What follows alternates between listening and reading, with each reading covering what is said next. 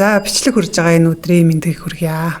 За 11 сард бид нар хотоодны тал дээр илүү чиглэсэн юм зөвлөгөө бичлэгүүдийг бол та бүхэндээ хүргэж байгаа. Тэгэхээр дараагийнхаа нэг бичлэгтэр та бүхэнтэй уулзж байна.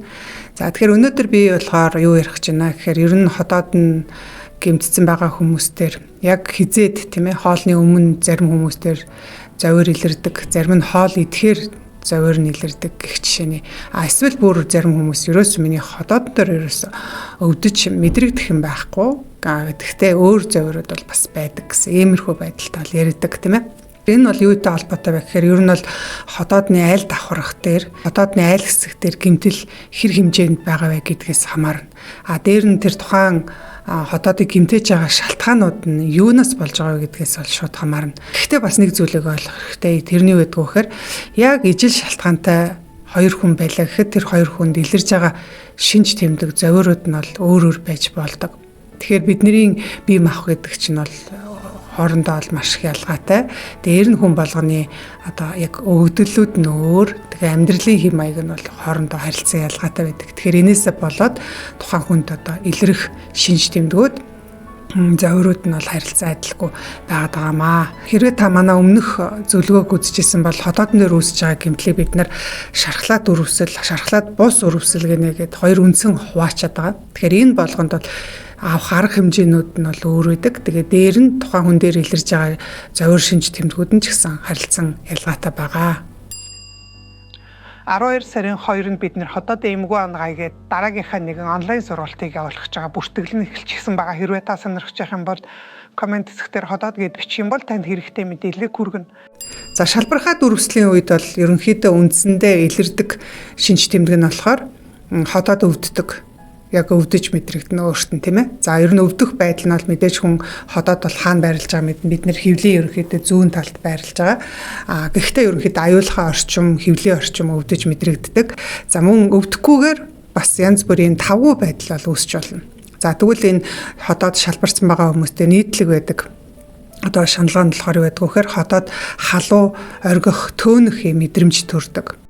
За зөвхөн одоо өрөвссөн улаагаа тэг одоо баг зэргийн гэмтэлтэй байгаа бол ер нь хүн бараг мэдэхгүй. Ер нь бол мэдрэгддэггүй. Яг тэгэхээр хүний хотоодны салт бүрхүүл тэр өвдөлтийг мэдрэх тэр мэдрэмж бол төрөхгүй гэмтэл үүсгэхэд салтын доодох давхрах дээр очисон тохиолдолд тэгээ цаашлаад булчин давхрах дээр хэрвээ гэмтэх тохиолдолд ерөнхийдөө саяны хэлээд байгаа тэр хотоод халуун оргих төөнөх мэдрэмж төрнө. Энэ завир нь ер нь бол өдрийн хоногийн одоо айлч цагт илэрч болдог хэдий ч ерөнхийдөө хүмүүсээс ингээд асуумж асуугаад таны хотоод яг хизээд ийм завир илэрж ивнэ гэхээр ихэнх хүмүүс болохоор яг хоол эзний дараахан эсвэл хоол идээд хэсэг байж байгаа завирлтаа гэж хэлдэг. Энэ нь юутай холбоотой гэхээр хүн хоол идэхээр тэр хоолыг боловсруулах гээд тодорхой хэмжээгээр одоо шүүрлүүд ялгаруулсантай холбоотой. Нэгэнд нөгөө хотоодны хананд шалбархаа дүрвсэл шархлаа одоо үүссэн байгаа. Тэр зүйл дээр нь өөрийнх нь одоо тэр хоолоо боловсруулах шүүрлүүд нь очиж хүрэхээр мэдээж энэ бол тэр хүнд шаналгаа өгнө.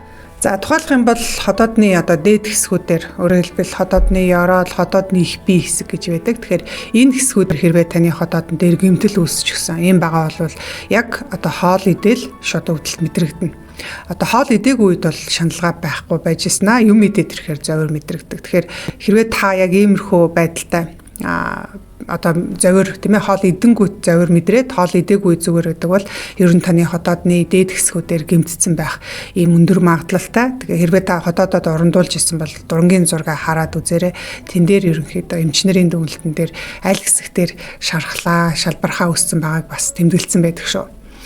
За хэрвээ таны одоо хотоодны доод хэсгээр гарах хэсэг, ноглуур хэсэг, баг махирч гэдэг юм уу энэ хэсгүүдээр хэрвээ шалбархаа шашхлаа ямар нэг юм гэмтэл үүссэн байгаа бол яадгүй вэхээр хоол идээгүй өлөн байгаа үед хоёр хоолтын дунд завир өгснөө яг хоол идээд ирэхээр завир нь багасчдаг.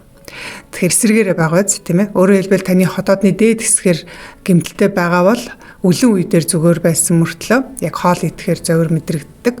Харин хотоодны доод хэсгээр гэмтэлтэй байгаа бол өлөн үедэр зовир мэдрэгдээд ерөнхийдөө хотоод төөнөх халуун өрөх мэдрэмж төржсэнаа хоол идэнгүүт зүгээр болчдөг. Энэ тохиолдолд хүмүүс яадаг вэхээр өсөглөн гастрит гэж нэрлэдэг те. Тэгэхээр ийм хүмүүс бол ер нь бол байнга юм идмээр санагддаг. Ялангуяа ингээд хоолыг бол ерөөсөө байнга тасралтгүй ингээд идэл хэд ингээд нэг шир зугаа зүйлийг ингээд идээд яваад байдаг. Орой унтахчээсэн ч гэсэн хөргөч голгоол шүгээд дүмбэс аваа удлал ингээд юм идэх гээл хайгаад байдаг хүмүүсэд гэжтэй. Тэгэхээр энэ хүмүүс бол ерөнхийдөө хотоодныхон тэр доод гарах хэсгээр за магадгүй 12 хуруу гэсэн дээр ямар нэг шалбархаа шархлаатай тэндээ асуудалтай байгаа тохиолдолд бас нэг иймэрхүү юм идэх гээд л цаанаасаа ингээд би энэ тэмүүлээд идэх. Тэгэхээр энэ бол ерөнхийдөө хотоодны аль хэсгээр гэмтэл үүссэн бэ гэдгээс бол хамаарж байгаа. Тэгэхээр танд ер нь хизээд яг энэ хотоод зовирлох тийм ээ халуу төөнөх ийм мэдрэмж төрдөг хүмүүс хизээд ийм зовир илэрж байгаа гэдгээс би анзаараарай. Тэгэхээр одоо хүмүүстэй ер нь ингээд уулзаад асуумж суучихад зарим хүмүүс за би ер нь мэддгүй юм байна өөрийгөө ерөөс анзаарж байгаа юм байна гэж хэлээд байдаг.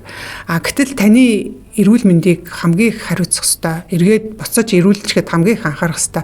Тэр хүн бол эмч биш. Энэ бол та өөрөө байдаг. Тийм учраас ер нь өөртөө нэлээд анхааралтай байж тэрийгэ анзаардаг ийм өөртөө бол нэлээд хэрсүү байх шаардлага бол байгаа шүү. Тийм учраас энэ нь ч гэсэн эргээд таны хотоод гэсэн хүн төлжүүлэхэд маш хэрэгтэй болж ирдэг.